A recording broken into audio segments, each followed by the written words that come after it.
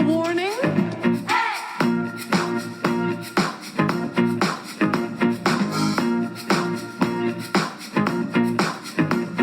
There ain't nothing to worry about. I'm worried that you work in an office, have children, celebrate wedding anniversaries. The world of heterosexual is a sick and boring life. You're successful, for God's sake. Try to relax and enjoy it. Let him go. I think I told you to take a hike. Why didn't you? You know that voice that you tells you what to do sometimes?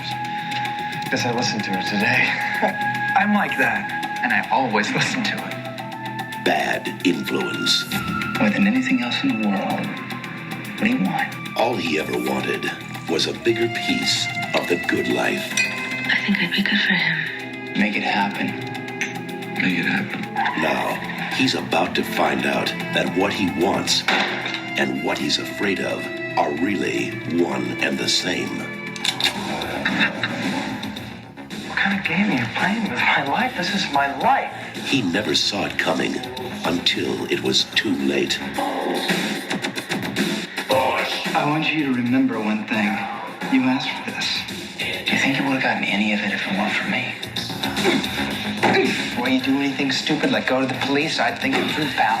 Because I've covered all the bases. Now, there's no way out. I didn't make you do anything that wasn't in you already. You and I need to talk. No, you're gonna die with your mouth shut. I never showed you how. Now I'm gonna show you. Rob Lowe. James Spader. He got everything he wanted and lost everything he had. Bad influence.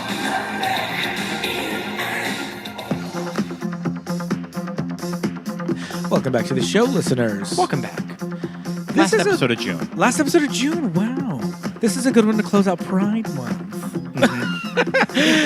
Listeners, we rarely assign you homework, but I really suggest going on to Amazon Prime Video and watching this movie if we haven't already. A movie that I did not really know existed until we were looking into it with our guest. So, well, I'm very excited to talk about it. I mean, we're all the better for watching this movie, I think. But listeners, we're ready for a good one. My name's Pete. And I'm Scott, and these are the movies that made us gay. Yes, indeed. Listeners, please welcome to the show film author and writer. There we go. That's good. You're good. See, now I messed it up, Scott. You got me, gal. You got me, One gal. and the same. It's okay. All right. Film writer and author Quatoyiah Murray, welcome to the show. Hi, guys. Welcome. So it's so Thank you so funny much for coming that on. we have a lot of friends in common that have been on our show. Ben, Matt, and Millie. Oh, my Who you're Slumber friends Ground with crew. all of Yes. them. Yeah. And I would always see you in a lot of their social media posts. You did the show TCM Slumber Ground on YouTube. So I think that's where we first were introduced you to. Yes. Yeah. And I knew that we would hit it off. And I knew it was just a matter of time until our paths crossed. Right. So it's so fun to have you on the show finally. Oh, so glad to be here. And it's so wonderful moving to LA, getting to meet people like you Absolutely. guys, and just meeting other film nerds that know more about the movies that I that I watch. So you Maybe. co-authored TCM Underground with Millie. Yes. In my I hands did. right now. I did. I which we co-authored the book. purchased. TCM Such a fun Underground. book, listeners. Check it out. Yes. Please. We may be friends with Millie and now you, but we did purchase this. We bought it. We have the receipt. Yep. Guys, thanks. We can We're pull trying to that get out. those royalties, Yes, so please indeed. buy. I would love to not work. That is not going to happen for a couple of years, but we'll see. Yes, But yeah, and thank you TCM guys. Underground, the show we loved. R.A.P. Me too. That was R.I.P.. great. But That was a heartbreak. now it exists in book form, and you can go out and purchase that, listeners. Our movie today is probably not included in TCM Unfortunately Underground. not. Unfortunate. Unfortunately But so I know that from your Letterboxd account and social media that you are very into James Spader. So I am. I knew that when we had you on, we would be doing some James Spader movie. Yeah, and I'm so glad we got to do this as well. I love Yeah. James Spader so much. Yeah. So any excuse to talk about him, I am here for. Good. He's such an interesting actor Yes. to kind of fixate on his filmography. Yeah. Because it's kind of all over the place. And especially Completely. what he would have been following up right. with Right. when he made this movie Bad Influence. Right. Of what he was coming off of. So Right. interesting. Yeah, and I wish I could understand why it happened or where it happened, but literally I feel like James Spader has kind of been chasing me most of my life. Like I feel like any girl that grew up in the 90s who was interested in just sex in the movies as like a teen, we gravitated because Spader just has done a lot of movies where they're sexually explicit. And then he did Secretary, which was a huge film. That was for probably a lot my of first millennials. introduction to James Spader in high school. Was Secretary. I think a lot of millennials that was a big one for him, and so I remember seeing that when I was way too young to understand it, but being like, I don't know why, but this is my favorite movie. And then I got really into him, but then completely forgot about him because he does so many. I don't even want to call them underground films. He just does so many kind of like off the beaten path type of films that you kind of forget he's a thing. And then in the pandemic, I watched, I think it was Sex, Lies, and Videotape that started it, or maybe it was Crash. One of those. But regardless, it was Spader surrounded by the theme of sex. And it just worked for me. And I was like, I am just fascinated by this man, and I just want to watch as much of his as I can. Yeah. I remember being maybe 19 years old in college and going over to someone's house who lived off campus, and we just decided to watch Sex, Lies, and Videotape because this is like my freshman year of film school. Okay, right. That I think that Sex, Lies, and Videotape is an easy movie for young people to kind of get into movies with. Right. This is a specific movement of independent film. It's Steven Soderbergh early movie. You have James Spader, Andy McDowell kind of as you're in. And I remember being fascinated with it. And that I had never seen anything like it It's at a that time. very strange, it's just placid. It just kind of goes. There's no big whoop to it, but it's just the way it moves. It's just a very fascinating movie. And it's just, it lends itself for good rewatches. I think everybody in it is just attractive. The Soderbergh's camera, how it kind of operates is just very... I don't know. It's just very kind of addicting to just kind of watch happen. And so, for whatever reason, that movie, when I saw that in the pandemic, and then I watched Crash, and then I watched Jack's Back is the one that got me where I was like, I'm in love with this man. And I want to see as many of his movies as I can. And I didn't intend it. But then my goal for for the pandemic was to... watch all of his movies. So I went on this fun little journey, and I still have like at least 6 more movies of his to watch. Wow. Because I've told myself at this point it's a marathon and not a race. Sure. And I'm kind of sad for the day where I'm going to be done. And I'm almost kind of ready because I'm at the point where like it's at his bad movies. Like everything is not great that he's done. Sure, But yeah. he's always fascinating to watch. Like that's what I love about Spader as an actor. Gosh, he was in Lincoln.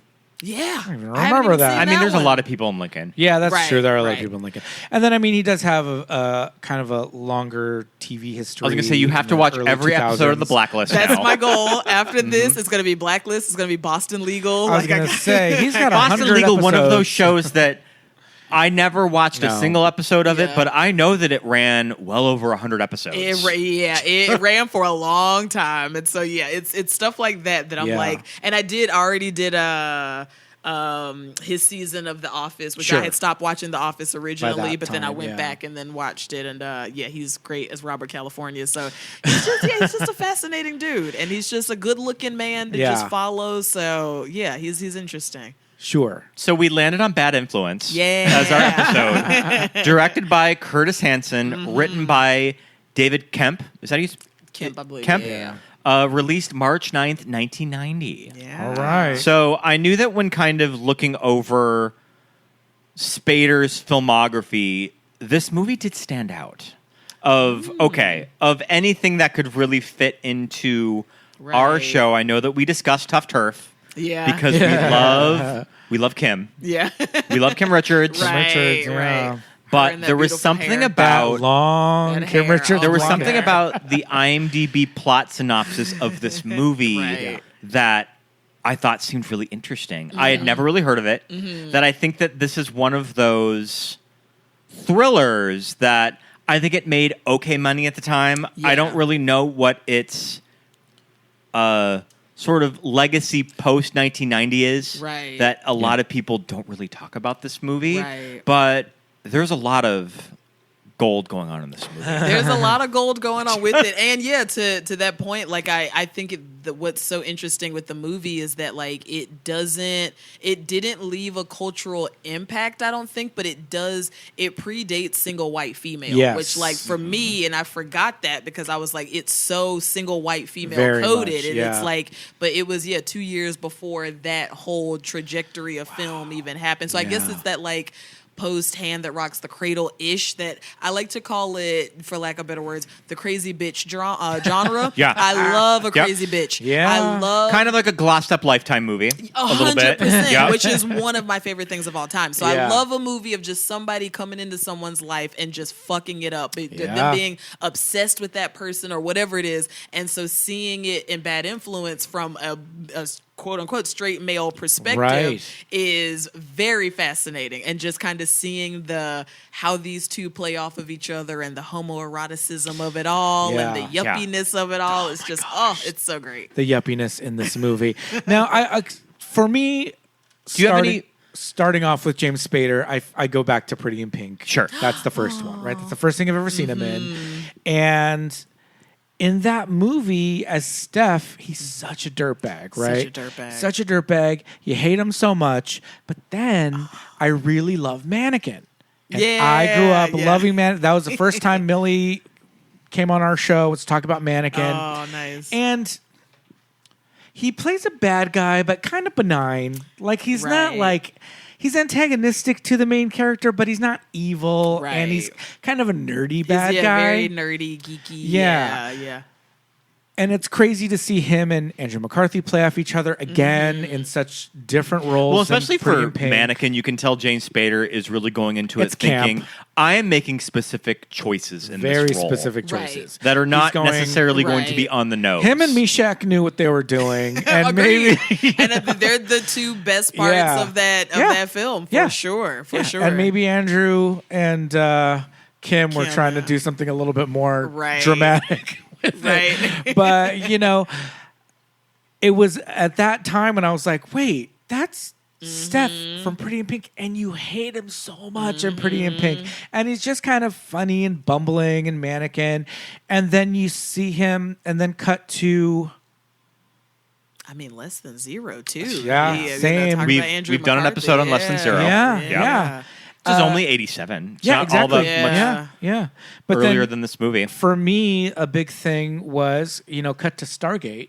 And now he's playing like a lovable nerd. Right. Stargate, what, like 95? 94. 94? Yeah. Sexy nerd. Right. With like the right. floppy With hair and the the hair, glasses, the glasses, and like, yeah. and then he stays Such in like a little A-lister Yeah. in a sci-fi. And it's so weird to see him as that because Yeah. like Spader is such a character actor. Like he, and I always say this, and I mean, I don't think I'm saying anything original. I think it's been said before, but he's like a character actor with like an A-lister face. Right. Like he is just Yeah. a very good-looking man who should Yeah. technically be a leading man. But when he is a leading man, it kind of feels off a lot of times, unless it's in something like, so yeah, him being this like A-lister face, but Yeah. just being a character actor of like, it's weird when he's like when he's kind of top billed almost. Like Yeah. if he's not playing a strange character with two other people being the lead, sometimes it feels weird. And so with Stargate, Right. it was just kind of like, whoa, what's he doing in this? And like, good for him, make the money. But yeah, it's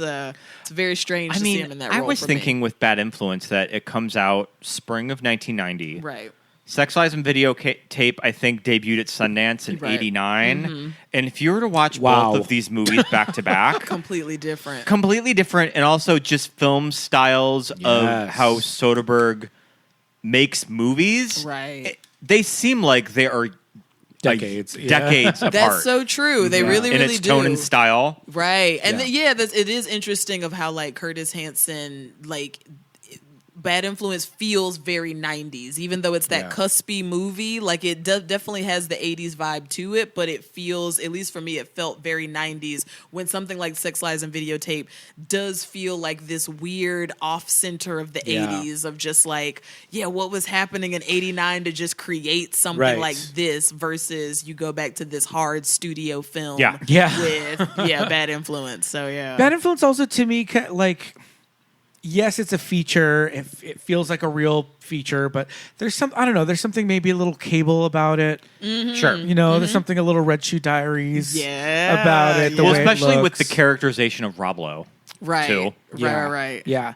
And I don't know if Curtis Hanson is it just giving me kind of like an Adrian Lyne kind of like which I love. And that was the vibe. It's very Adrian Lyne. A and little like, Joel Schumacher. Yes, exactly. Pre-Batman, of course. But like it's very stylized. Very stylized. This, blues heavy all the in the background. blind, like shadows and stuff like that. Trying to like lean into that noir style. Okay. All right. The shadows are crazy because we got to talk about this apartment.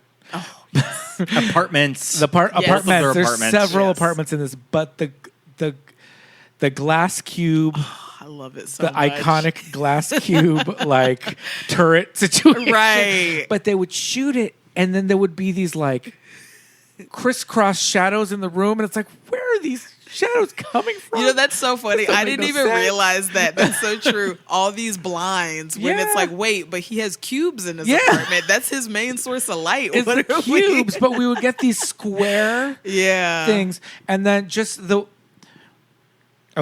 movie is set in Los Angeles. This is a very Los Angeles movie.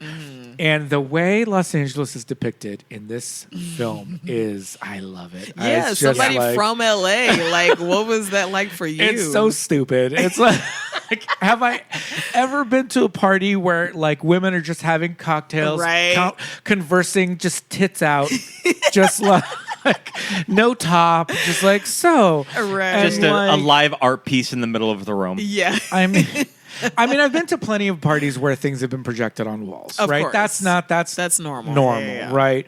But like having full on like Jedi fights with lights or light beams in their hands, and fluorescent tubes, and people doing backflips on stage and stuff like that. Like, what are these spaces? Black tie everywhere. I mean, if you have a top on, it's a ball gown.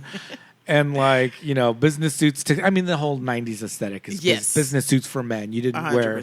You're only wearing a business suit or like, maybe a white T-shirt. But, the aesthetic was so like, oh, all right, LA. I see you. I see those kooks over in Hollyweird. But to me, yes, James Spader is handsome, right? Mm-hmm. He does give off yuppie vibes to me. I get that Steph kind of like maybe a proto Miami Vice with like a linen suit, but then like here we've got like the glasses and the slick hair and everything.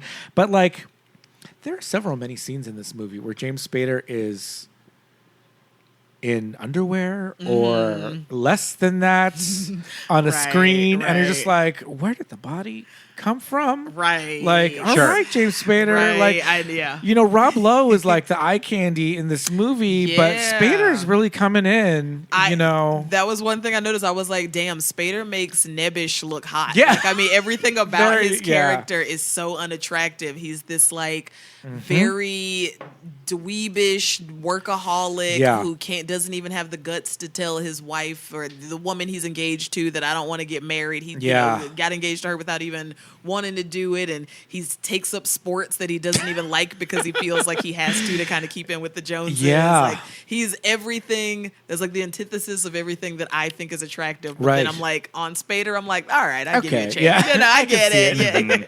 It was difficult for you growing up. You're rich. I get it. This is also one of those 80s, 90s movies where, what is this job?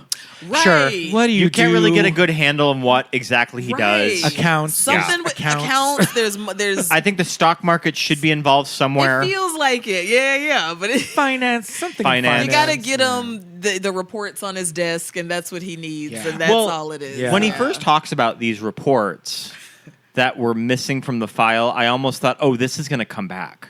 Right. Like, I need to be remembering this report that's missing. Turns out it It doesn't matter. The report, it doesn't matter. the report doesn't matter, but it's the guy that maybe Right. like jacked him for the report or whatever. Right. It's But the they're all means trying to the ends for that guy. one up Yeah, each other just at to work. Show that this job is very important to him Yes, for whatever reason. Yes, Because it's not even like he cares about the money. Like he doesn't care about the Yeah.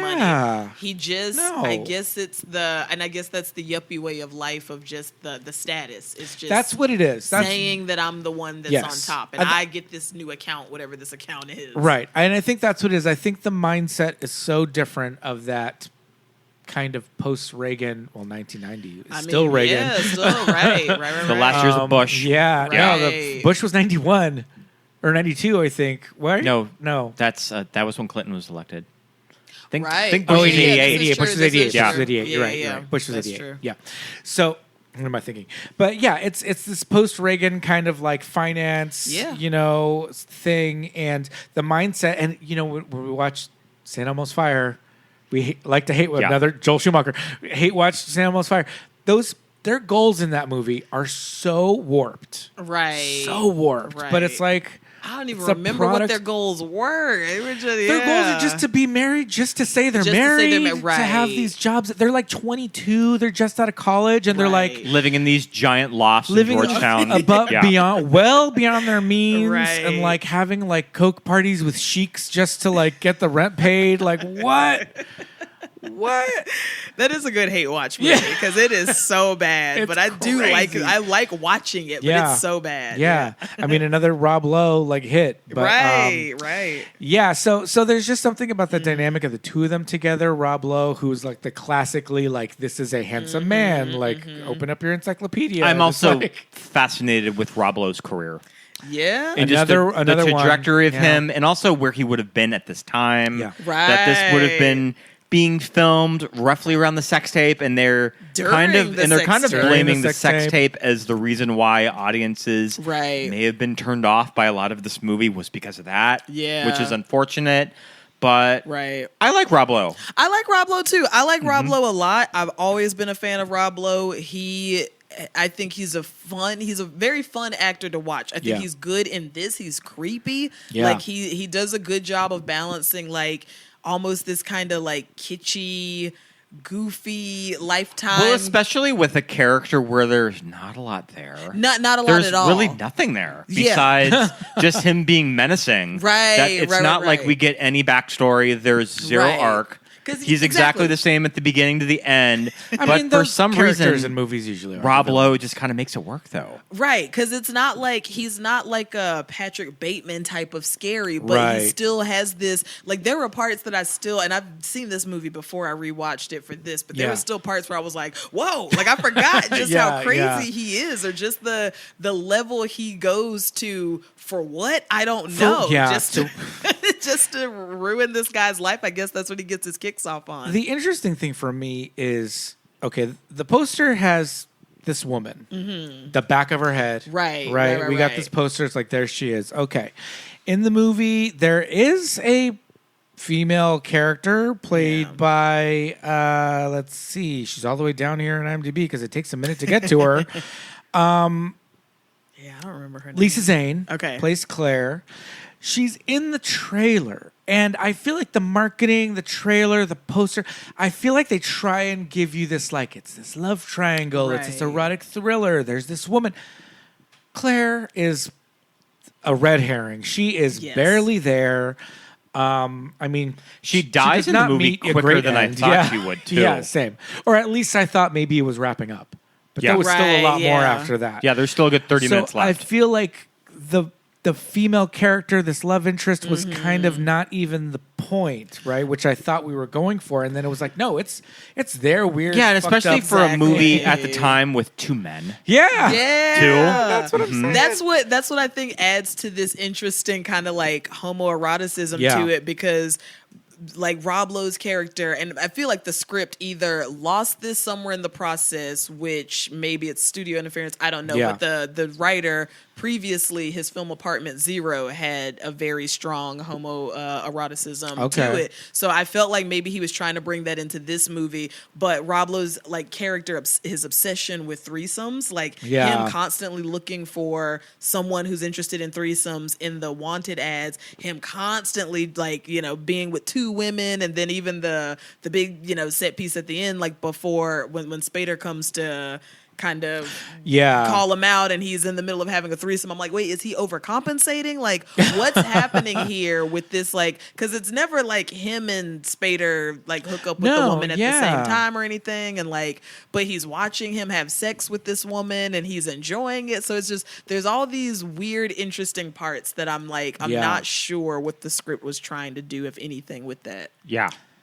Yeah, and then he uses the sex tape, you know, later on. Yeah. Like, it's very, I think what I love the most, though, is the parallels with Rob Lowe's actual life at the time. Sure. I mean, because that's wild. Like, because I was reading that like the scandal happened during rehearsal for this movie. Yeah. So like this script is already written, and like people, I think that's why it didn't do well, because a lot of critics thought that the scandal was to promote the film, basically. Which it was like, God, no, it was like, you know, they were, you know, and Curtis Hanson apparently was very pissed. Like, he was furious because he really wanted this movie to do well. Sure. And he was very upset, like, just kind of at the situation in general, that, you know, not being able to control. Right. Yeah. But just, I think the parallels are so fascinating, that this man whose, you know, sex life kind of gets him in this dark, he goes down this dark path of threesomes and all this stuff, and then like, that's Rob Lowe's real life. Yeah. You know, it was very fascinating. Yeah.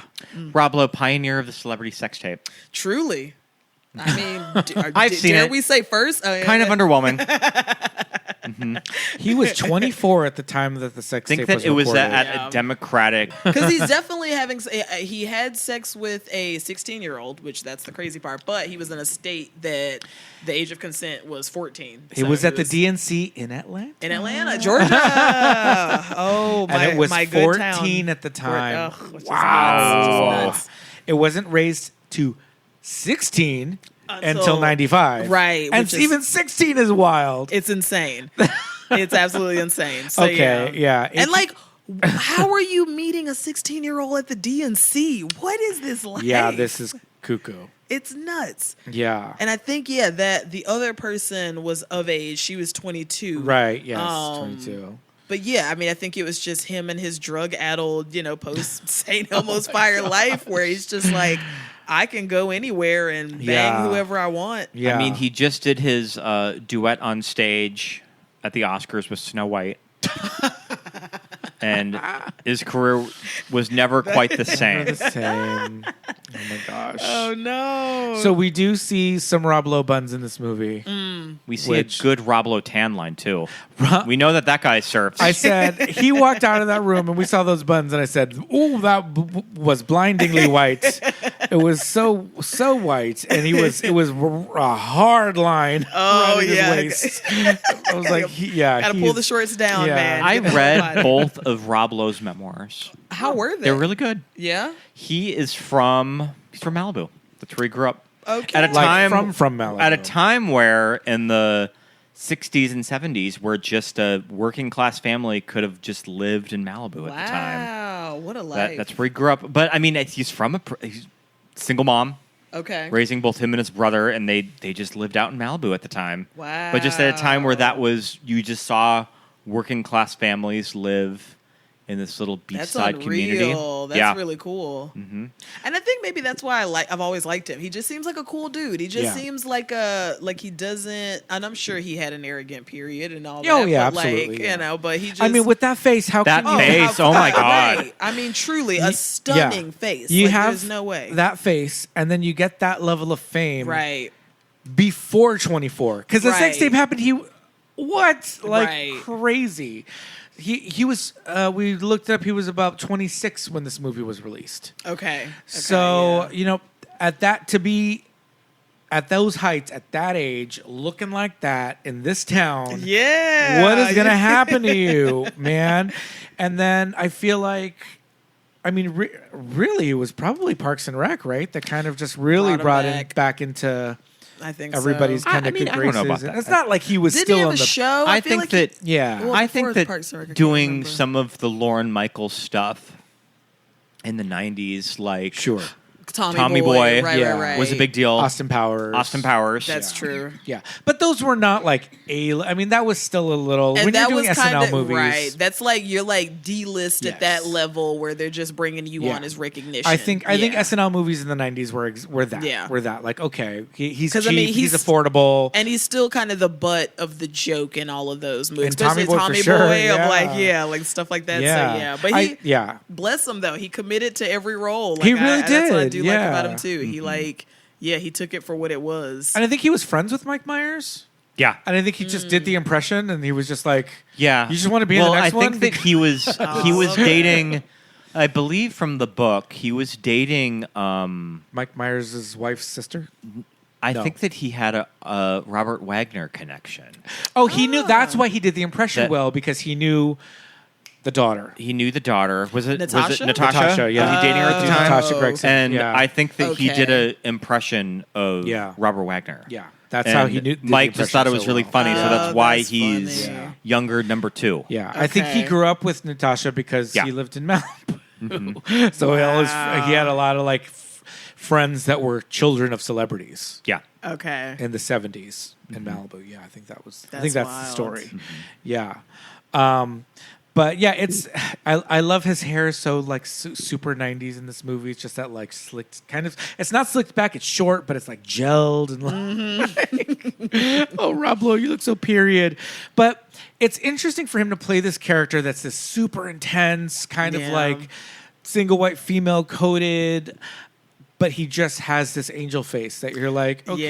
Yeah. And you know, in the IMDb trivia, our number one insider source here on the show, mentioned that he was watching Ted Bundy tapes. Like, That's funny because that's what he gave me. He gave Yeah. me vibes like while watching it, I was like, either he's done a little bit of research into Yeah. kind of how to play into this character, or he's just kind of good at capturing this like personality-less guy who's willing to kind of change Right. his personality for who he needs to be to fit in. Yeah. I thought he did really good at that. And like he did a movie, I can't remember when Masquerade was. I meant to look up Do you know right that one? before that. But it was right before this, I believe, because I always get Masquerade and Bad Influence mixed up Oh, because okay. he's also this like not the same character, but he is like this very Okay. wealth-driven, like obsessed guy who kind of marries or tries to attempt to marry this woman or something like that for her money.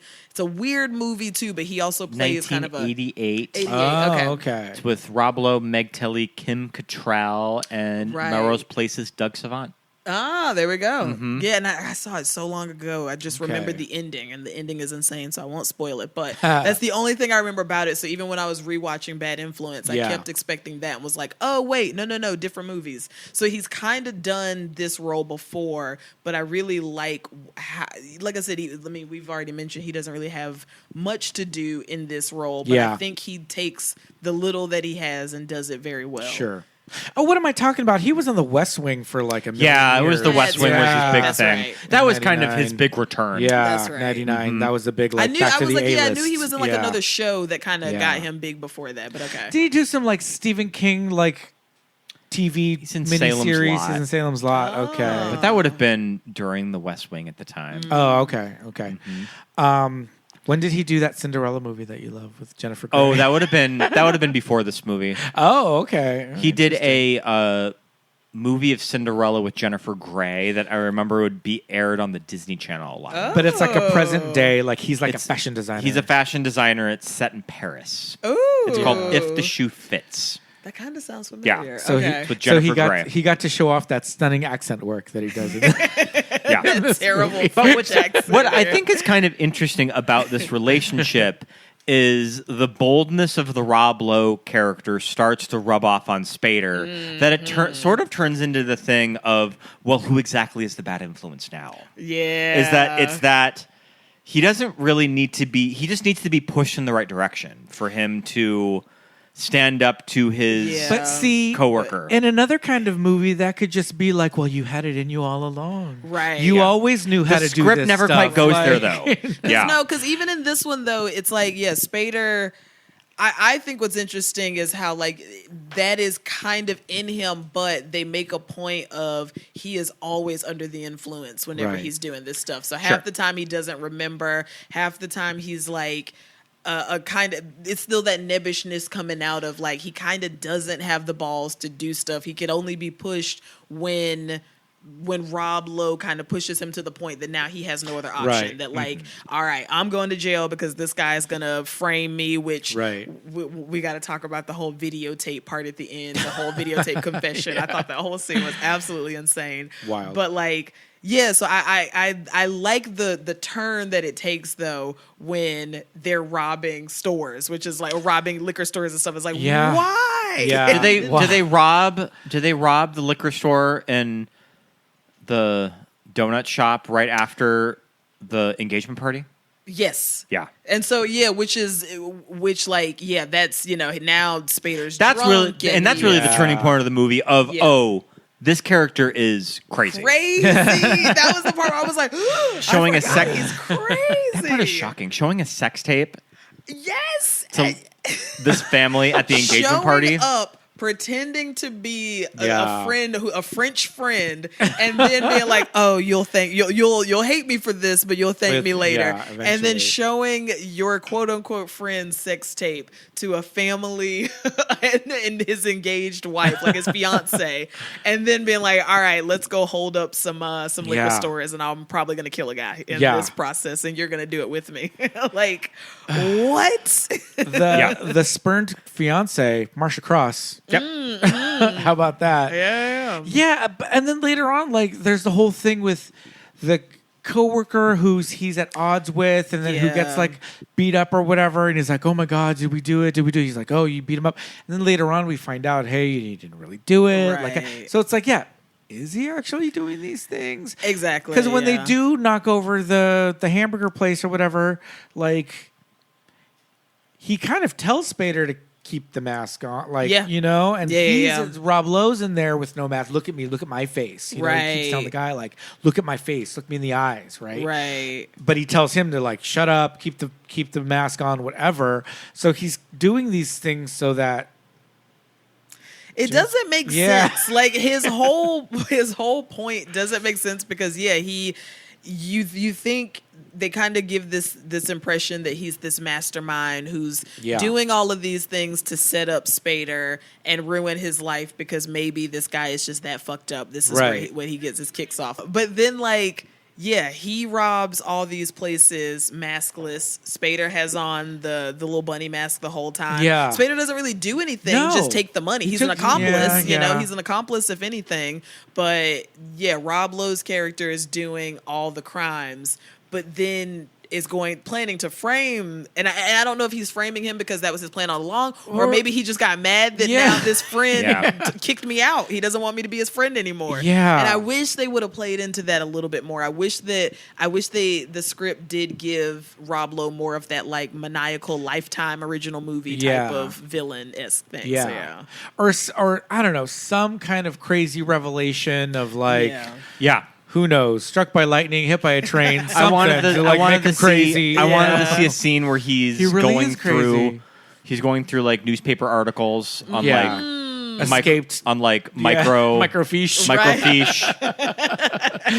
Yeah. burned down house, took someone's assumed identity or something like that. Yeah. But we never get anything. Yeah. We never really get an explanation, which, I don't know, you know, I guess you don't have to, but in movie language that we know and we all are waiting for these things, these setups and payoff, we kind of know how screenplays work, and so we're just kind of like, okay, at some point some shoe is going to drop and we're going to find out something. Because it just makes the rest of the story, like, it's a fun, wild movie, but it could have been stronger had Yeah. they given us a little bit of that, because a lot of it just doesn't make sense. And then even Spader's character's reaction to these things, the fact that he just keeps going back to work and like, I'm like, dude, you got PTO, baby, take it off. I kind of thought is with the character of Leslie, his secretary, played by who we love, the voice of Pepper Ann. Kathleen Wilhoit. That's Kathleen Wilhoit. I had no idea. always where I know this actress from. Yeah, she's You a definitely know her voice. prolific voiceover okay, I actress. didn't even think I of that. kind of thought they might use this character somewhere in the script. Right. Just, I don't know. I think the thing is, and again, this is hearkening back to the era where she is his ride or die, loyal executive assistant, and at one point she just says, "I'm being transferred."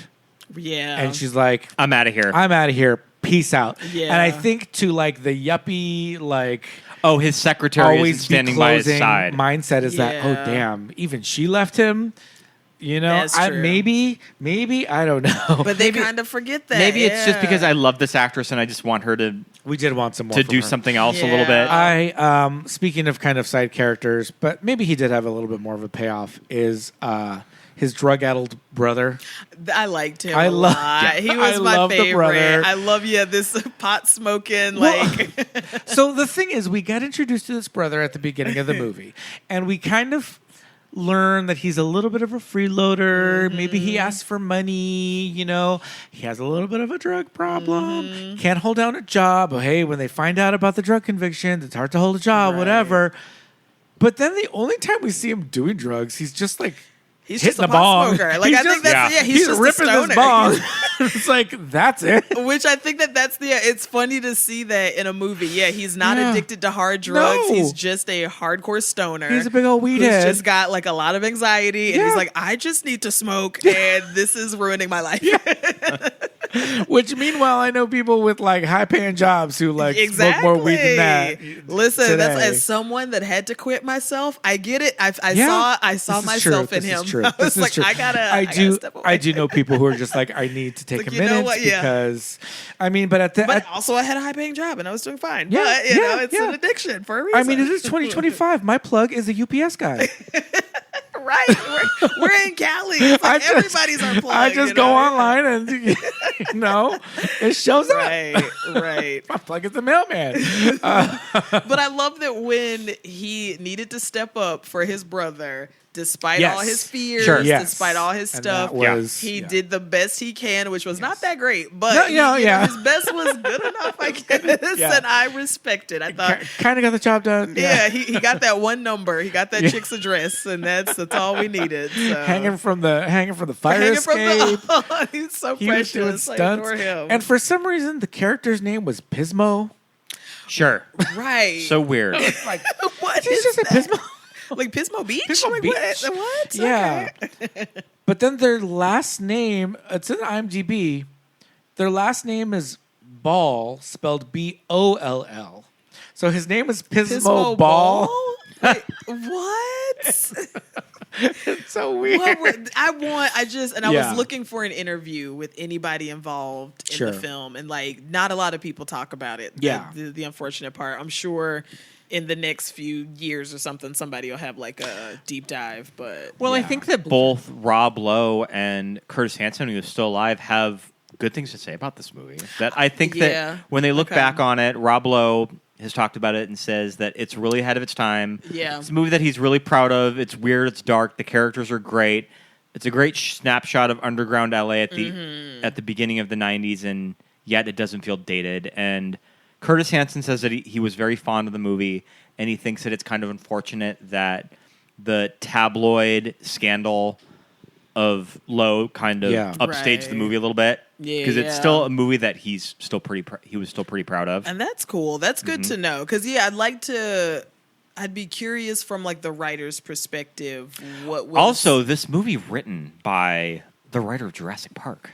This writer, David Kemp. his IMDb Yeah. Oh, is crazy. Crazy. Wait, what else I mean, did he this do? movie has a rabbit hole of talent. I mean, it's written by Holy crap. David Kemp, If you look at David Kemp's cinematographer Instagram's Robert wild. Elswit, Who did?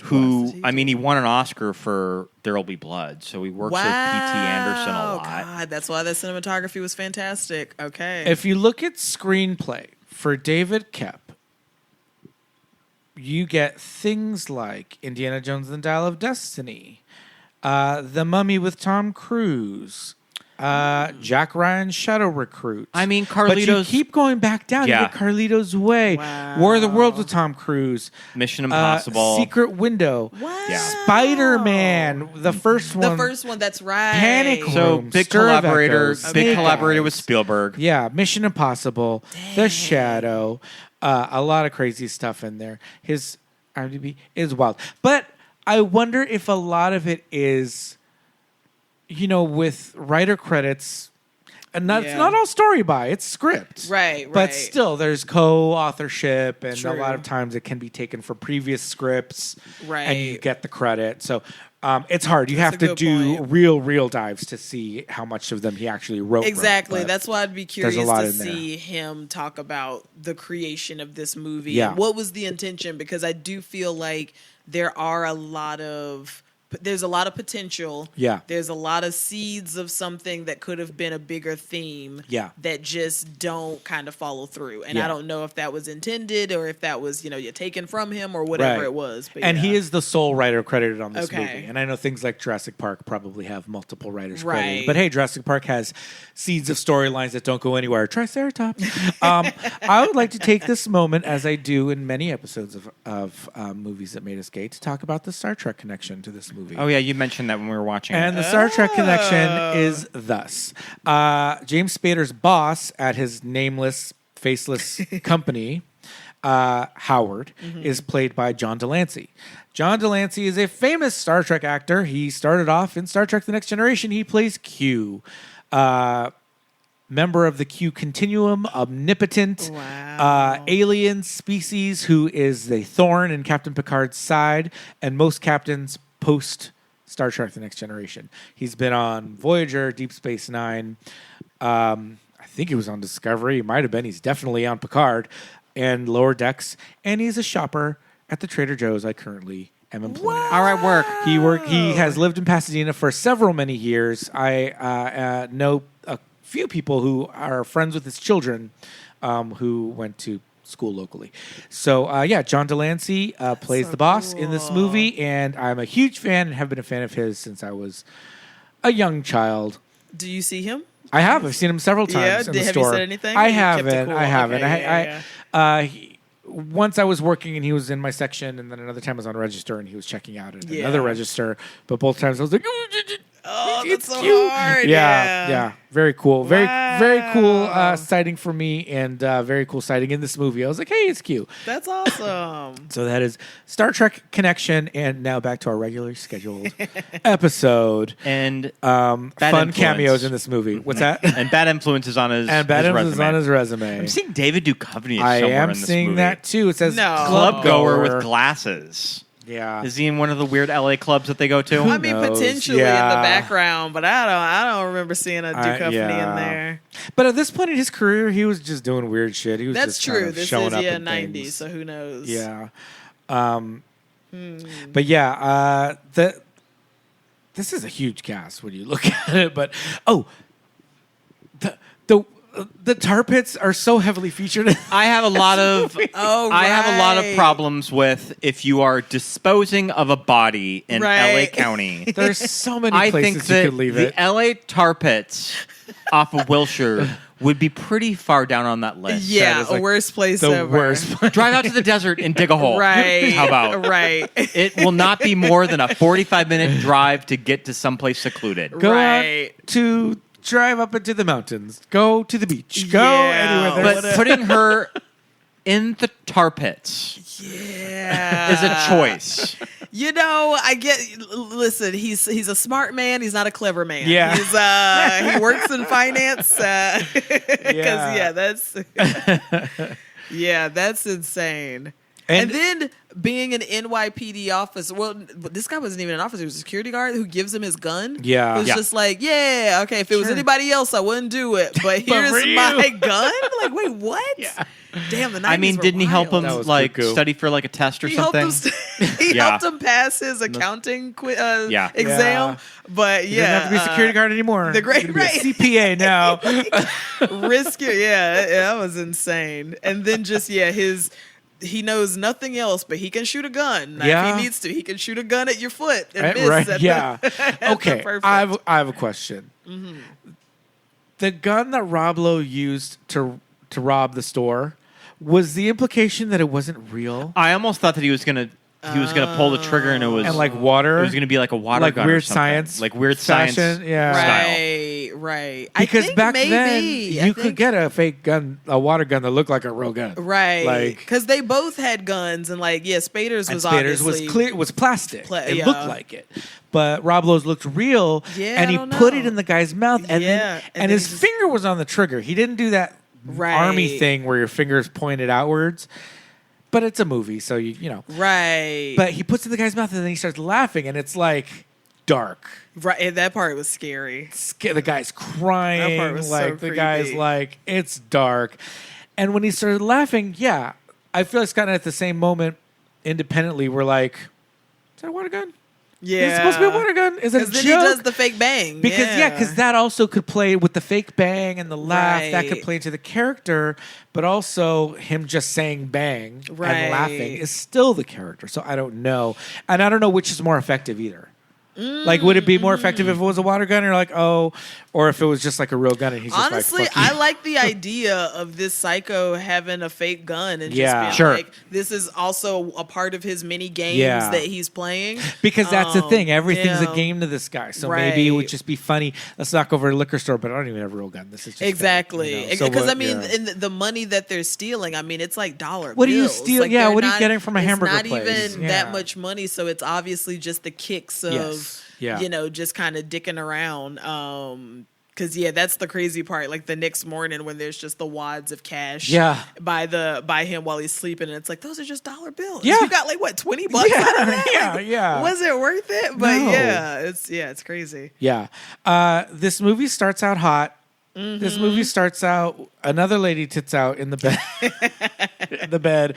I love an erotic thriller with that slow jazz. You know, there's like a slow trumpet playing and like a stand-up Music bass. is by Trevor Jones. Trevor Jones of Monty Python's Flying Circus and Composer of the score for Labyrinth. and Dark Crystal. Wow. So interesting. Yeah. That is very interesting. Very I crazy. could hear Labyrinth in the score. In the early parts of it. But there are some real jazzy moments in there. I also love in one of these erotic thrillers of just bed sheets. Yeah. Satin There's not a sheets. comforter. It's just Just- yeah. satin Silk sheets. Yeah. Yep. It's LA, man. You don't need a comforter. Just a top sheet. You're And good. there was like a sprinkle of water in like a bedroom at some point at the very beginning, which is such a 90s, 80s, like late 80s, early 90s, very Adrian Lyne Yes, trope where I was yeah. just like, what is What- happening? why? What is that? Yeah. I really want to talk about this character, Claire, I think is her name, Lisa Zane. This woman, this mystery woman that's in the trailer that they're making us feel like is this big part of this movie. And like, what is she bringing to the table? Well, I have a question about Rob Lowe that he lives above this club. Right. Does he help run this club? I don't. That's why I was so confused. Is he the one about. responsible for the passwords that when you go in that you is it a thing with the God. club that you're reading the personals and that's where you get the club password? Oh. That's what I got from Oh it. my God. I didn't think. Okay, I didn't realize that. makes some sense. Because aren't they That makes looking sense. at Yeah. the personals and that's what the password is to get into Yeah. this bar? Oh, see, I wasn't. That does makes he sense, does he though, but I run wasn't does he sure. run this establishment that they go to? Maybe the idea is that he does, but like he's not saying that he does. He's kind of acting like That's what I he's kinda gonna get figure Because it that's out. what. Yeah, I wasn't Because sure he knows either. the bartender. Yes. He lives above it. Yes, and the bartender made that comment Yep. of like, "Oh, he went back to the army" or something like that. Like, I think yeah. I was like, I didn't know if it was just him dicking around, Or is he more with of a- Spader? I think or- I think he tells everybody stories. So Yeah. it's Right. like Well, he the goes by a different name, different name. in Right. each whenever he introduces That's someone. And when he True. said Yeah. he re-upped, and didn't he say something about like that's where he met my brother. Yes. Yeah. So it's like maybe it was just some bullshit story That's of like, true. oh yeah, your brother. I know we served together or whatever, That's true. and that's how he got to live up there. Which makes sense because with him even living with Spader, that's how he got to stay in his house, was just kind of coming in and pretending to be who he was and like entrapping him in his life. So this guy is just a very resourceful bum. Yeah. He's just like, let me do what I gotta do to like sleep somewhere tonight. I mean, he knows how to sell an entire apartment's worth of furniture in like a day. Right? Yeah. Like, what did you do without with all even of this Craigslist? stuff? Cleared out that apartment. He didn't have no internet. He sold Good Lord. everything. Do you have friends who work at U-Haul too? Like, dang. And then the fact that like Spader was just like, all right, I don't care. That's fine. You can take it. Yeah. I guess I care about my passport. I guess you can leave it for me. Whatever. Like, dang, man, I want to be that rich. That's some no case on your phone, Rich. Right. Like, yeah, whatever. It might break. fine, I don't care. I can afford a new one. What, you can't? You can't. I hate to be you. Right. And I love, though, I want to talk about the videotape reveal at the end when he kills Claire. Yeah. Like, he records himself doing the confession. For what reason, I don't know. Why? Again, it's like, and then I guess it's to, I don't know. I guess it's part of his game again to like to play with Spader, to say like, oh, you think you have me, but I actually have you. But after he does the confession and he gets really close to the camera, he just laughs. And that part goes on for a little bit because him and Spader start talking, but in the background, the TV is still just showing Rob Lowe laughing at the camera. And I'm like, how long did he have to do that? That's so uncomfortable. Like, I get if they just like paused it and it's him just, but it's real time. Like it's actually so moving. awkward.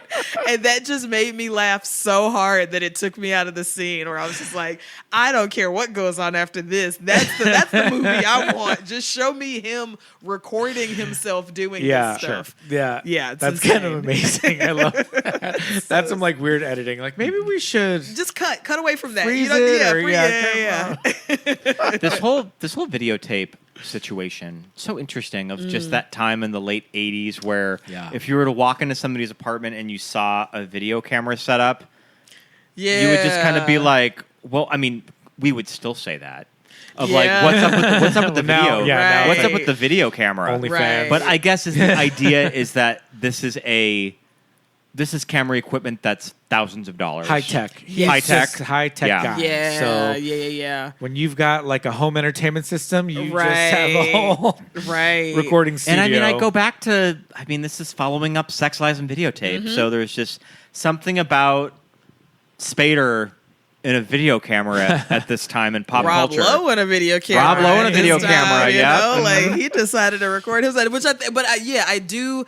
I love these like moments in history when like a piece of technology is new, and camcorders were officially starting to get affordable. Exactly. Yeah. And it's just featured so prominently in movies of like, it doesn't have to be there. It doesn't necessarily add anything, but by proxy of being there, it gives a whole different meaning to the world that you're in now. Because the fact that so many people are just okay with being recorded, and like, what was that mentality then of just like, oh, hey, you got a camera? Like, no one's excited to see it. Everybody like, I don't know. And I feel like even if I were to come into somebody's house and they just got video cameras just pointing at me and I'm on the TV type of thing, that'd be a thing. I'd make a big deal of it. No, but absolutely. So it's very interesting. Or just the person that's your new friend who you don't know at all. You walk in the room and he's watching your sex tape and he's just like, hey, how about that? You're like, you make an interesting face when you come. You're like, all right. Okay, sir. Good to know. You should. They still hung out leave. after that. They were still friends after that. Yeah. I mean, in gay world, whatever. That's all on it. Sure. That's all on But I think that's what's Blue interesting. Sky. That's why I think it's so interesting, because it's like in straight worlds, especially straight cis man world, Spader's character underplays so much of what's happening Yes. Yeah. between He does. him and Rob Lowe, which that's what makes I mean, me, is it just because he looks like Rob Lowe? that's maybe little that's bit. what it is. He holds a spell over even straight men. I mean, I get it. And that's what I think I would have liked something about that to explore more, because Yeah. there's that part where they go into the club before, like right after the engagement party fiasco. Yeah. And the password is gay straight. No, what did he say? I wrote it Yeah, down. what because was it's it? So gay white male. Gay white male, Which I yeah. was like, wait, single white female? Yeah. That's weird. And then Spader looks at him and he's like, not you. And yeah. then just even that was just like, interesting. What does that? It obviously something bigger should have been there Yeah. that like the script just didn't follow through on. Interesting. But yeah. What was the movie that you said that David Cope had just written before this? Glass Apartment Onion? Zero? Apartment Zero. Yeah. Not Go Glass Onion. Apartment Zero is with Hart Bachner is in that movie with it's Colin Firth and Hart Bachner. Hart Bachner is an actor. He was in Supergirl with Oh, sure. Helen Slater and Faye Dunaway. And he was just in a movie that we were watching last night called The Wildlife. The Wildlife. The Wildlife. Okay. With Chris Penn Chris and Penn, Leah Thompson. Leah Thompson, and Eric Stoltz. Oh, wow. And it's a very like post Fast Time at Ridgemont High, like kids just out of high school in a small town. The small town's LA, but I mean, Yeah. you know, it's never explicitly stated it's LA. And Hart Bachner is in that, and he plays a cop. And he is just this 80s himbo guy, Yeah. actor. And in Supergirl, he plays like a gardener that just always has his shirt off. Yeah. And in The Wildlife, he's a cop with the thickest mustache you've ever seen and the short sleeve cop shirt, you know? Oh, And yeah. like he's like boning Leah Thompson in like the donut factory, like back room, not donut factory, donut shop. And he's just like a super 80s himbo. And you were saying that Apartment Zero had kind of like homoerotic undertones or whatever. And I was like, ooh, Hart Bachner, he's in that. Maybe we should watch that. Yeah, watch that. I'm curious about it because I only briefly just kind of saw a little bit of Sure. a synopsis before I came here. But yeah, I'm curious about that movie though. Yeah. And Colin Firth, too. I mean, Yeah. 1989 or I think it's whatever. British. Yeah, it's a British film. Okay. So that Yeah. would have been one of Colin Firth's like big crossovers then. Well, it's a British film, though. It's not even Oh, it's a American. British Yeah. film. I Yeah. see. Yeah. Dark comedy, psychological thriller, I might have to drama check this mystery. Out. Looks interesting. Hart Bachner, Colin Firth are both top billed. Oh, it's set in Buenos Aires. Oh, interesting. Okay. Yeah, but it was, its credit is 1988. So, yeah, 88, so okay. right before this. 6.8 on IMDb. Not Don't bad. overlook this one, says I can't even I'm read gonna their name. add it to my watch list. Yes. Yes. Yeah, I'm very curious about that. And also The Wildlife with Chris The Penn Wildlife, and okay. And Eric Stoltz is Okay. kind of a wild movie. It's pretty fun. Okay. But Hart Bachner, look him up.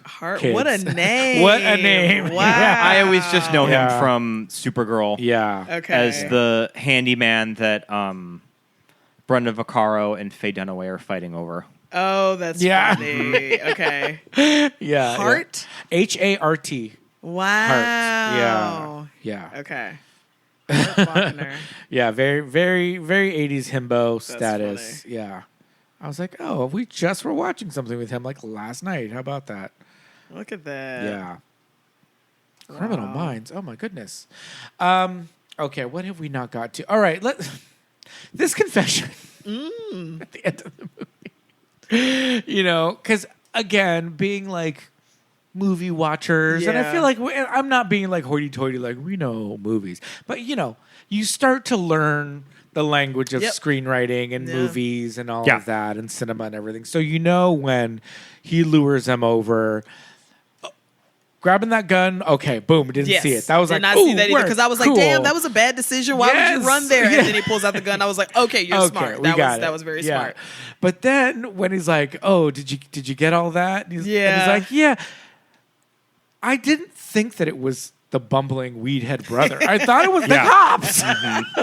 Yeah, And I yeah. was like, And you left Pismo Beach to do this, right? I was so scared that the brother was going to be like, actually, I forgot to hit record, or the tiny little micro cassette tape like falls into the ocean. Yeah, exactly. Because they're on a pier, right? Why are you on a pier? Yeah, literally nowhere to go. And okay, so wait, was the when the cops all come because they were like, oh, that was fast. Yeah. Is that because Rob Lowe's character called the cops? Is that what we're supposed to? No, I think that maybe they just Spader walks up and says that I've called. I think he already called. He falls into the ocean. Yeah. And then he goes and calls the cops from like a payphone. But they just happen to get there fast. What beach is this at? Who knows? Down south a little bit. In Venice? Because I think that he lives around Manhattan Beach. I couldn't tell you. His office is, I mean, he was looking at the tar pits out the window. Yeah. And when he runs out into the street, that's Wilshire Boulevard. He probably So works- that was right. But the apartment, who knows? Works I don't down the know. hall from Amanda from Melrose Place. From Melrose Place. think so. Yeah. She has a job in advertising. She's an advertising executive. Yeah, it's I mean, that was not the Santa Monica Pier because there was nothing. But I mean, at that point, Santa Monica Pier was like scary. It wasn't like theme park like it is. I mean, it's still kind of scary. Right. It's a little sketchy. But Right. in 89 or 90, it was pretty dead, but not that dead. There's other piers that are that size, and I'm not sure exactly where. But yeah, probably down south, probably the Manhattan Beach-ish area. Who knows? Huntington. So Spader's apartment. Cool for the time, but also that living room. A little Not small. livable. So small. Not livable Not at all. livable. Yeah, No. it's such a tiny living room. Like it looks like a space that's just for cooking, Right. And then you like go to sleep. Like, Yeah. And also, how would you feel about living in a 1-bedroom apartment with that glass, The that floor-to-ceiling that you couldn't cubes? see out of? yeah, oh god, that would drive me insane. And Yeah. you can't That would drive me insane. like you don't put up curtains you around get them. Right. You get the sunlight, but you can't see you outside. can't though. see anything. Yeah. So yeah, your entire wall is glass, and yet you see nothing. So that's the only living space. We're to believe that I that's think so that because little. but wait, he has an upstairs. There's a right? loft. So that's Yeah. a little That's loft. where like the Yeah. bedroom is. Right, Yeah. right. And that's it. Yeah, it's just That's insane. That's psycho. How can you live? and I guess he just works all the time so he doesn't care. Maybe you know? that, I mean yeah. he's buying golf clubs and it's not like he's out golfing. So, this guy has no hobbies outside Yeah. of working. But Yeah. no, that place would freak me out. And not enjoying his fiance. Yeah, literally getting sick to his stomach thinking about getting married, which is my God. absolutely insane. Like, yeah, if anybody ever does like, ugh, whatever you say, talk my about God, wedding, yeah. that's not the one No, for you. not a good sign. Don't do it. Goodness. Yeah, that apartment was wild. Who else's place did we see? 'Cause there Well, was a- Alex's apartment sort of looks like a bigger version of this. apartment. yeah, it's another that like was- Because at first lofty I was space. confused Yeah. because I thought that they were Same. back at Michael's house. Yeah. You mean But then- Nick? Mick. Mick, yeah. Mick. Right. But then Call we me Mick. see the two the threesome that's going down, whoever's Right. apartment that is, one of those women. Yeah. Which I just love the fact that like Rob Lowe's character is just like having sex with them and then goes and steals their money and is like, I'm gonna go get us drinks and then plans to leave. Like, what is his life? What is he doing? You could have had a place to stay. You could have just cuddled for the night. You weren't No. even finished having sex with these women. And it's like, nah, I'm just gonna steal this $100 bill and get out of here. But yeah, their place was. I like their place though. No, where- yeah, that place was. that was pretty wild. was fun, yeah. Enough that like when Spader gets knocked off the banister, he can like hold on to the Yes. to Yeah. the railing. So yeah, that was a huge space. Spader ran 3 steps and fell over Yeah. the side of the banister. It's like, oh my God, this is He's not a sporty. safe- He's not a sporty man. No, He's not no. doesn't have balance. Or this apartment is not up to code. I don't know. I mean, I feel like none of those apartments feel like it though. They No, all feel like they were built for style Yes. and not necessarily. Which I'd be curious to see if those still exist today. Right. Like I would love to see like where. What became of those apartments? Right, Yeah. right. Because I wonder of a lot of kind of 80s spaces like that where Yeah. that post-yuppie Wall Street era, Yeah. once they started building things for style, like, did those hold on into the 90s or, beyond? Yeah, there has to be a name for that style of that like frosted glass cube. Right. Like whatever that is. It's kind of like a post Memphis kind of like, I don't know. Oh, yeah. So I was curious Just about like a Patrick Nagel Yeah. poster come to life. Right. So I was curious about the band that Sure. is in that club. Yeah. They're called the Nymphs. The Nymphs. Oh, Okay. It's an alternative rock band Am I familiar with the Nymphs? from the late 80s and early 90s, and its lead singer, Ignar Lowe. Interesting. And they were with Geffen Records. I knew that they had to be someone. Wow. Because she was definitely photographed in a way Yeah, that, they oh, showed this is her like, a bit, this is somebody. Right. So interesting. The I'm Nymphs. seeing something on Apple Music, but not really like anything that we I don't know that we know any of this. Mm-hmm. It's 1991. I'm seeing an album was released. She also collaborated with a few other bands too. All right. Yeah, interesting. I knew that had to be someone. Nymphs, okay. Mm-hmm. Check them out. Yeah, that was definitely giving me like The Crow, when they would really like heavily feature the band, the rock band in that club, and you're like, should I know who that is? Well, isn't it in Less Than Zero that it's the Red Hot Chili Peppers? Are they? I think it is the Red Hot Chili Peppers in Less Than Zero. Yeah. Yeah. I mean, famously Wait, LA at band. At that videotape party, or that big old TV party? Wait, what? I think it's the party with the wait. big TVs. Yeah, I think so. Wow. They're somewhere in there. I remember that. Yeah. Huh. Yeah. She has a very who did Sarah Gilbert date? Linda Perry. She has a very Linda Perry quality about her. Yeah. Yeah. I can see that. Laura. Love the she names is, that Inger. are all involved in this era. Yeah. I guess these like hippie kids, like kids of hippies. Yeah, totally. Let's see. Oh, she's American. I thought she would be like, oh, she's from Sweden. Nope. Nope. Honing their craft in New Jersey. All right, never mind. That's funny. But yeah, I did think that too when they really heavily featured them. I'm like, all right, this band is going to be somebody. Well, the Nymphs, if you're out there listening, come on the show. Oh, they're online too. I'm going to patch them through. It's Inger. Gosh, I'm looking at the box office for March 9th, 1990. Sure, what do you This got? movie came out the same day as Joe versus the Volcano and House Party. Wow. Mm-hmm. Holy crap. Yeah. Wait, what was the box office ranking? How did The this number do? one at the box office was The Hunt for Red October. Alec Baldwin. Oh, okay. The week Sean before. Connery? Is that Yeah. Sean? Yeah, okay. Joe versus the Volcano, House Party, Bad Influence, Driving Miss Daisy, Ooh. and Hard to Kill. Wow. Uh-huh. What options? Yeah. It's hard to kill Seagal. Yeah. Yeah, that's Steven Seagal. Wow, yeah, those I are think it's Seagal and Kelly LeBrock. Ooh. Kelly LeBrock could have been in this movie. I mean, she would have been more memorable than Yeah. we got. Which I only know this actress from Freddy's Dead. Lisa Zane. Yes. Lisa Zane. Yeah, she's okay. in the Final Nightmare. The Final Nightmare. Right. The one that Yeah. was in 3D. That's a year later. That was 91. It's 91. Wow. Not good. Hokey. Oh Nice. my god. I guess I don't love You don't. Freddy's Dead. You don't like Freddy's Dead. I could even the Roseanne and Tom cameo. Yeah. I mean, especially the Roseanne I could and Tom argue. cameo. I think that they could have pushed this relationship a little farther with these two. Yeah. That I think that they could have.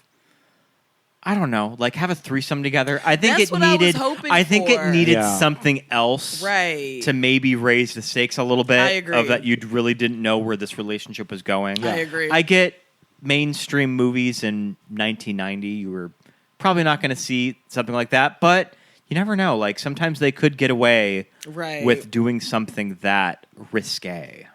Yeah. But I think that it sort of needed some other element with these two. And I was like, I kept thinking, or at least wanting, that like maybe Rob Lowe's character kind of like gives Claire as like do this to help him out, but then kind of gets jealous, and that's the reason he wants to like screw it up. Yeah. But yeah, there's no jealousy there. It doesn't seem to be. I think that working with both of these two actors, they strike me as two guys that would probably go there. Yeah, I agree. Yeah. If sort of there was an opportunity to do something like that in the script, that I could see James and Rob being down. Mm-hmm. That's why I wonder too, how much of the Rob Lowe scandal did that deter from the actual filming? Because I feel like maybe if there was a little bit more freedom there to not have the fear of these things are coming out, this stuff's all happening right now in the news. Yeah. Would they have gone there? Would they have kind of played around a little bit more? Because to your point, I do think both of those characters would have been 100% down. Yeah. What a shame. I know. It's a movie of what could have been. Yeah, you know? absolutely. Yeah. I feel like that's kind of like, I don't know, is it like a gay movie trope of like two like boys that like start a relationship and then one of them gets a girlfriend and then the other one becomes jealous and then that becomes a whole like struggle or argument or something. I feel like I've seen that story in like foreign gay movies somewhere, but I don't know. Yeah, even in 1990, even with like edgy actors, if we could have pulled that off in the U.S., even without the sex scandal in the U.S., and then especially having like, at least for Rob Lowe being an A-lister. Yeah, I don't know if Spader would be considered an A-lister at this point. Right. But like, definitely having Rob Lowe. Curtis Hanson followed this movie up with The Hand That Rocks the Cradle. Yeah. So this kind of feels like an opening. This feels like an opening act for a movie like that, right? Because I was thinking, what else did he do? I'm thinking he didn't do L.A. Confidential. He did. He did do L.A. Confidential. Yeah. Okay, so this is totally. His wheelhouse. He's done a lot of. He's done a lot of cool stuff. The River Wild, The Hand That Rocks the Cradle, Wonder Boys. Okay, what did he do directly before this? I think that he just pretty much did. Looks like he did some TV work. Oh, okay. The Bedroom Window was a movie from '87. Oh, okay. With Steve Guttenberg and Elizabeth McGovern and Isabella Huppert. Okay. Yeah, so this kind of hit him at a transitional point of his career. Yeah. When just kind of being a big, he kind of a big studio director. Right. Went on to do 8 Mile in 2002. Wow, which is interesting. Gave Eminem his big acting moment. Followed that up with In Her Shoes with Cameron Diaz. What a career. Which I remember at the time being like, director of 8 Mile and LA Confidential is doing In Her Shoes with Cameron Diaz. That is an interesting choice. Wow. Yeah, that's very interesting. Okay.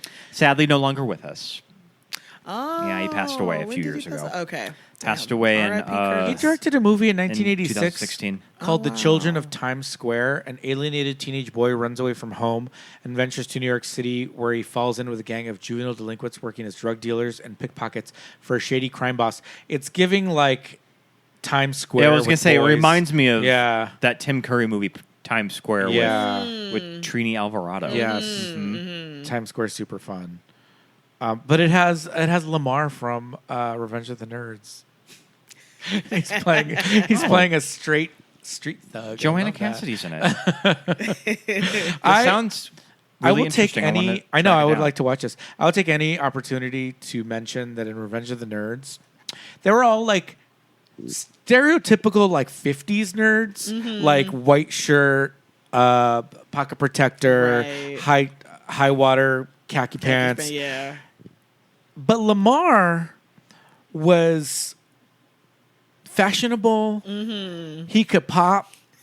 He could pop and lock. A modern day He could do nerd, all this stuff. But the reason that he was a nerd and had to be in Lambda was because he was gay. That was the whole. That was it. That was it. He was not a nerd in any other capacity. He was not a gay nerd. Right. He was cool. Right. He could do all. He rapped. He had his little rap in the second one. My name's true. Lamar. All that.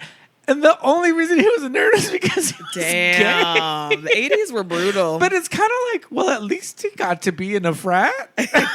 Yeah. And he had friends that accepted him. Right. Yeah, You that's know? true. He was That's true. He was not a tri-delt. He was lambda, lambda, lambda, but still.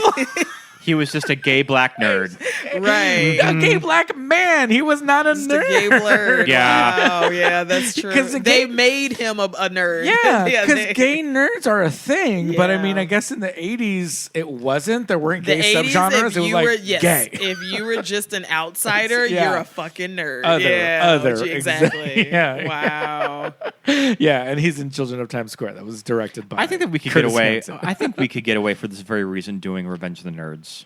Yeah, it's on a our little show. it's a little touchy. There's some touchy Sure. moments in it. As but with any we could- 80s, I would love to 80s hear comics. yeah, you guys revisit that one. Yeah. Because, I think Ben has wanted to do Revenge of the Nerds. I think so. Oh, really? yeah, I think we Oh, that'd be fun. chatted about it. I'd love to hear that. Yeah. But oh man. This movie was a lot of fun. Yeah, it's so much fun. It's so silly. Yeah. But yeah, I think you're right. It has moments that we were still kind of like, oh, all right, they went there. Okay. I was so pretty vacuous. shocked seeing the sex tape reveal at the engagement party. Yeah. Yeah. I also think it is kind of psycho behavior of Rob Lowe to be drinking a glass of milk. I don't know why I find that right. insane for an adult Because it is. drinking a glass of milk. It is. I mean, to be fair, he was dunking cookies in it. I think there were Oreos. If I'm not mistaken. But the way that Rob Lowe's doing it, he just looks like a psychopath. it is cuckoo. Yeah. It's cucaracha. But yeah. I'm trying to give him the benefit. but I think that is I do like that Rob Lowe was taking risks because he wanted to use, I think, his like good looking persona to kind of like show how creepy can I be. Just to do some interesting that.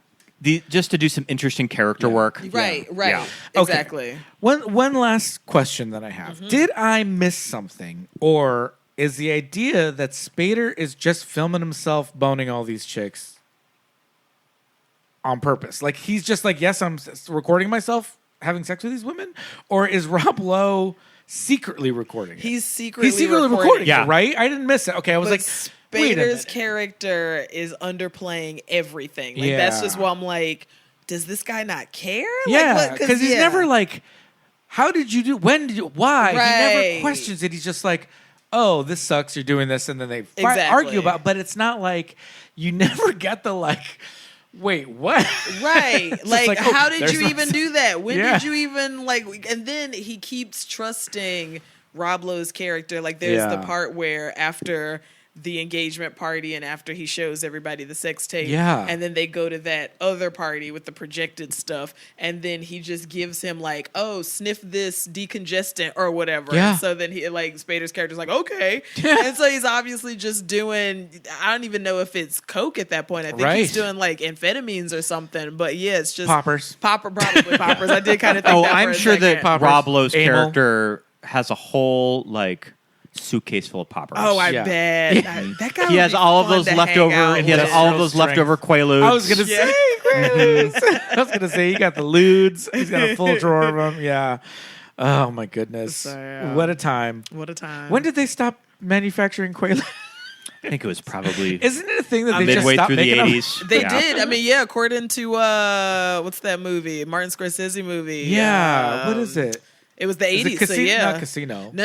It was No. what's the last Leonardo DiCaprio one? The one before the last one. Oh, Wolf of Wall Street. Wolf of Wall Oh, Street. yeah, But that's apparently right, they that's stopped right. making them, I think, like mid 80s or something like that. Yeah. So I'm like, dang, if only I had just grown up a little. I would have loved to try a Quaalude. Could have stockpiled them. Right. I'm sure somebody out here has got a stockpile. There's got- Is there Yeah. any equivalent to a Quaalude? Like, I don't That's even know on the what market now. I don't know how they operate. I'm so though, 'cause square, what I are don't they even know what they did. Me neither. Well, isn't it I only sort know of Wolf like of Wall isn't it Street sort of life. like a popper situation? I think it's like a barbiturate almost. Yeah. So I think it's like a. isn't it like a muscle reaction? I think it's like more of a muscle relaxant. Yeah. relaxant. Yeah. Yeah, and at least the way they explain it in Wolf of Wall Street of like if you make it past the point where you're supposed to fall asleep, that's when the fun kicks in. So if you don't go to sleep because it's supposed to put you to sleep, but if you stay awake through that, then you're like high. You're like enjoying what a Quaalude can do. So I'm like, dang, I don't know what that's like. Very curious. I don't do drugs anymore, but yes, I do. But I'm like, I would do that. Yeah. But yeah. A feeling of relaxation and euphoria, similar to the effects of alcohol. Oh my gosh, not me Googling. Okay, Quaaludes. that's because that's right. I think it's like you feel like you're drunk without drinking. Yeah. And like people, of course, would do both and then I'm get doing- hammered. I'm doing a Google search Oh, of Rob Lowe. look Get the at fuck those. out of I'm here. just this pulling up a picture of Rob Lowe, SJP. SJP, and RJD. Look at RDJ. Sarah's hair. Look at all of their hair. Yeah. Look at everybody's face card. On Oh my point. god. Three On beautiful point. individuals right there. Never declined. Never. Dear God. You know, I remember when that Brat Pack documentary Yeah. came out. Yeah. I remember just thinking Rob how Lowe came out smelling like a rose. him and Yes. Demi Yeah. just came out Yes. looking incredible. We've had incredible careers. It was a Yeah. very weird part of our lives that we're very gracious for. Yeah. That I think that we learned a lot from it and we made it out of it. And that's kind of both of their attitudes. And I think Yeah. that Andrew McCarthy wanted something maybe a little more bitter from both of them. Andrew McCarthy. That was the weirdest It was documentary. the weirdest It was documentary. just like, Why did he release it? you obviously just need to go to therapy, Yeah. babe. Like you did Yeah. not need to try to work this out in a documentary because he's just so angry and bitter at this time. When you watch it, you're like, just needs to have a couple more lunches with Demi. yes, Yeah. that's what. And Rob, I and like, just and then talk it maybe through. you can and you wouldn't have had to have Go a out pin- surfing with Rob. Yeah. And this, mind you, this documentary shot well before the substance Yeah, hype and the Oscar that's race true. and all that. So Demi is sitting on, That's true. I got a movie coming up, but I don't know what's going to happen. And she's Right. not in a place of like, I'm in my comeback era. She's in a place of, I'm just out here living. I'm a brand new yeah. grandma, like with Right. or first time grandma on the way. Like Right. I'm just out here living my life, looking the way I do at 60. Yeah, But that's you know, true. she was granted a face card too. But you know, yeah. something about her just zen quality. You're just She like, was the best part baby. about that. It was it was so. And then who was the other one? Timothy Bottoms. Wait, no, that was Timothy Hutton. Hutton. Yeah, Yeah, just living his little farm life. Yep. And and Rob. And then just Andrew McCarthy just Yeah. going around just bitter, being like, "You guys aren't angry. You're we smart, also man." we also got a feeling from Emilio when Andrew McCarthy was just like, yeah, after the premiere, I never spoke to any of you guys again. And Emilio just kind of had this look on his face like, yeah, motherfucker. Yeah. You didn't. Yeah. Like, Right. and where have you been? Phone goes like, both I thought ways. we were Right. friends. Like, Right. I kind of got that feeling in Emilio's eyes. He didn't say anything. He was just Yeah. like, yeah. But I kind of got this feeling from him like, yeah, bitch. Yeah. What the hell? Like, that was weird. That's kind of embarrassing that he put Yeah, that it out. really was. Yeah. It really was. And I'm glad that people kind of all have the same I agree. feeling I about it agree. because we were watching going, It's like, this is a damn, I bad guess look. you were the brat Yeah. of the Brat Pack. All right. Dang. yeah, totally. Oh my gosh. What an era. I What mean, a time. yeah. I would have Bless been it. grateful for a moniker like Same. Yeah. But I mean, yeah, Rob Lowe came out of that documentary smelling like a rose, and he comes out of this movie looking like, I mean, I think he was successful as a villain. Yeah, Yeah. absolutely. Yeah. That's I mean, what was really- it kind of the first time that he really leaned into that? Yeah. I mean, Of his career? Masquerade was, I think Masquerade's before this, 86. Yeah. So I think that was him being a villain, if memory Sure. serves me correctly. But yeah, I think this was his like, maybe that was like a B movie or something. I don't know. But this is, Yeah. I can't remember. But yeah, I feel like this was definitely his like, this is your Ted Bundy, your Yeah. American Psycho before that type Right. of thing. So Yeah. yeah, his ability to do that. Yeah. And just another kind of notch in Spader's kind of like ability to just transform. And it's like, it's not my favorite Spader performance. Like, I don't think he has a lot to necessarily work with in this movie. But I like seeing him in it. I think, he does well enough. I do think Rob Lowe eclipses him just because of how much he gets to kind of, which is interesting just because he kind of has a blank canvas. But then, I don't know. Oh, he did If the Shoe Fits, Pete. The year after this. Oh, that Cinderella movie? I thought his hair was a little similar. I thought the haircut and was then a little Wayne's close to World this. comes along in 92. Oh, wow. Okay. Yeah. Okay. See, Wayne's World. I forgot. He goes back with Mike to 92. Right. Yeah. Ooh, okay. That's my out. We got to wrap this up. Quatoyiah, thank you so much for coming on this show. Thank you guys so this much has for been having me. A blast and a pleasure. Yeah. Thank you so much. We'd love to have you on anytime. Hey, let's come back and do Tough Turf. Let's oh come my back and do goodness. another James. I'm so down. I'm so down. Do you want to talk a little bit more about TCM Underground, where they can purchase your lovely book? Yes, you can find TCM Underground, 50 must-see films from the world of classic cult and late-night cinema on Amazon. Actually, don't buy it on Amazon. Buy it at like a local bookstore. Anywhere books are sold. If you can't find it at a local bookstore. I've seen it in most film sections at bookstores. I think so, too. Yeah, I've been very lucky to see it out in the wild. Out there, It's out there. If it's not, ask your local bookstore to order it because it might be out of stock from what I've learned, which is cool. And if you got to do Amazon, but try not to. But outside of that, I don't know. Follow me on Letterboxd. I am just Toya on Letterboxd. I love reviewing stuff on there. And that's about it for me. Awesome. Well, thank you again for coming on. Thank y'all. Listeners, thank you for sticking around to the very end. Don't go anywhere. We will be right back.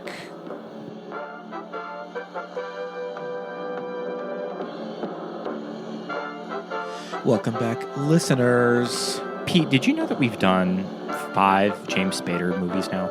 No, I didn't. Okay, so let's count. We need to do a leading lady quiz on him. I mean, how about I just give you his... I'll have you guess his most known for then. Oh, gosh. All right, well then first, let's count all the movies that we've done. Yeah, Mannequin. So we've done Mannequin. Yeah. We've done Pretty in Pink. Yes. Less Than Zero. Okay.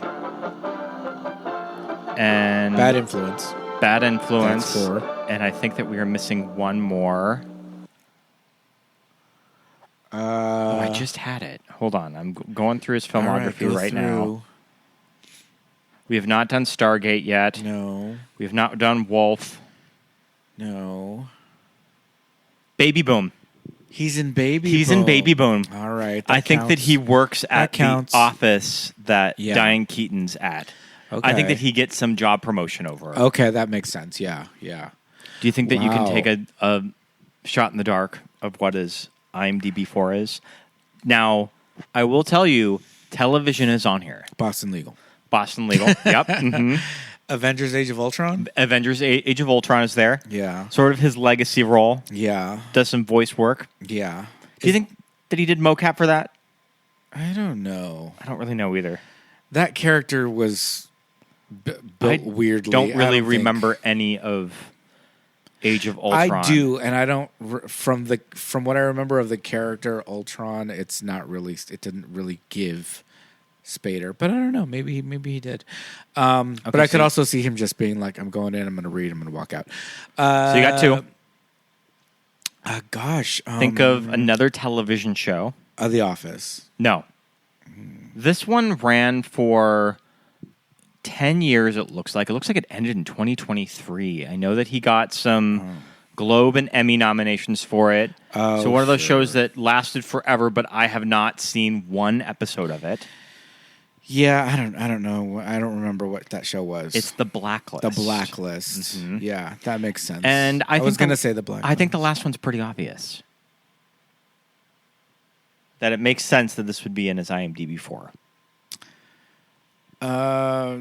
Pretty in Pink? We discussed it on Sex, Lies, the and episode Sex, Lies, and Videotape. Yep. All right. Wow. Okay. Soderbergh classic. Interesting. Yeah, that's Spader, man. What a Interesting career. Yeah, love him. I was kind of shocked that we've done that many of them. Yeah, same. He kind of slipped under the radar there. But yeah, I think next time we definitely have to do a leading ladies quiz if we do another James Spader movie. So when we get to Stargate. We'll do that. We could do a Stargate episode. There's a lot of fun stuff going on in Stargate. There really is. Jay Davidson. We just did a Stargate rewatch a few months ago. Mm-hmm. Mm-hmm. And then we keep trying to watch Atlantis, and you just can't get through it. I just can't get through the first 20 minutes of that movie. It just puts me to sleep every time. Is that a read? Yeah, well, we also do watch it like as we're winding down, go off to slumberland. So that's not fair. If we watch it in the afternoon, maybe you'd still fall asleep. Who knows? But yeah, we'll get to that when we get to it. But yeah, thanks again to Toya. That was a blast having you on the show and welcoming you to the MTMUG fam. Go check out TCM Underground. I love that book. I love to browse through that book. It's so much fun. Yeah. I used to love books like this as a kid. Same. It's kind of how I first really found out about a lot of movies. And just movie history were from books like this. Yeah. That I would always get sort of these reference guides. I was going to say, birthday what do you and Christmas call it? presents. What do you call it? It's like a kind of an encyclopedia reference guide. Yeah. I remember I had a DK Cinema Year by Year I love that. I loved. That it went through pretty much the silent era, and it did every year of film. Okay. Up until probably the early 2000s, but I used to love it. Yeah. Mm-hmm. Yeah, those types of books are always really fun, and we love when the authors have a point of view that we are on board with, and Millie and Toya are definitely our kinds of people. Mm-hmm. So go check out TCM Underground, available anywhere fine books are sold. Just not Amazon.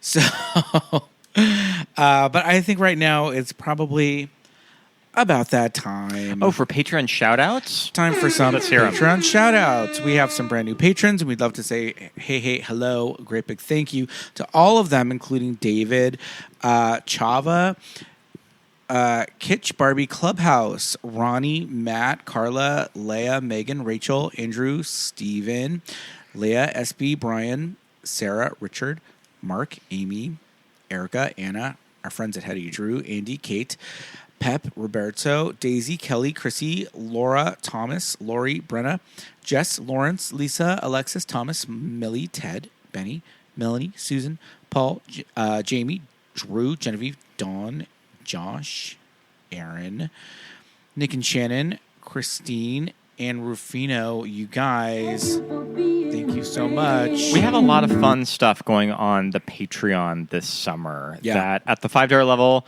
along with the TV shows that keep us gay, you will also get our bonus summer episode where we are watching one of our favorite classic episodes of RuPaul's Drag Race. Not that we don't discuss RuPaul's Drag Race enough on the main show. You can go to our Patreon, and we are talking about, I think, an episode for probably the first 6 seasons, I think. Yeah. Yeah. We're kind of sticking to the logo seasons, but that's a lot of fun. We just put out Drag on a Dime. Yes, indeed. Go check out episode 1, season 1, the very first ever RuPaul's Drag And also Race revisit episode. that episode because it's a lot of fun. Go watch it on Paramount Plus. It's bananas, and it's a fun recap episode that we give you. And coming soon will be episode from season 2. So, yeah, check out the Patreon for more info there. There's also the $10 level with Watch With Us commentary tracks. We are about to record this month's commentary. Yes, indeed. Right after we finish this episode. Yes, indeed. This is turning off and starting up all over again. We're going to be watching Predator. Yes. Watch Predator with us. I wanted to do a full episode on Predator, so this is kind of a fun way to do it. Yeah.